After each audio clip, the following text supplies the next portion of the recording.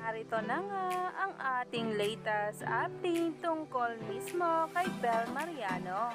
Alam naman natin na halos magkasabay ngang bumalik ng Pinas ang Don Bell at diretsyo naman ito after 3 hours sa Singapore. Para nga din daw ito sa isa nitong endorsement na umani nga agad ng samot-saring komento sa social media.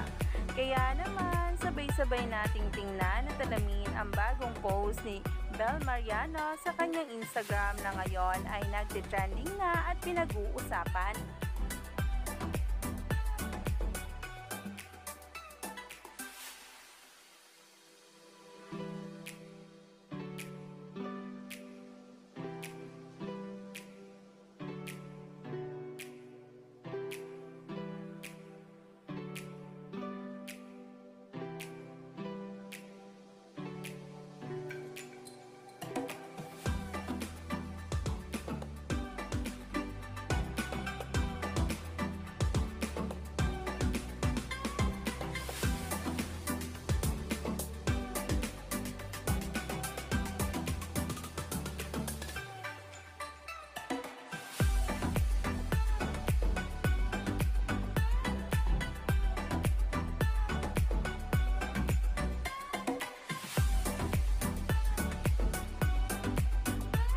Grabe na nga talaga ang mga kaganapan sa dalawa.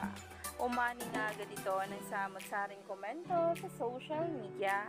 Kaya naman, stay tuned lang tayo for more updates tungkol mismo kay Donnie Pangilinan at Bel Mariano sa mga susunod na araw.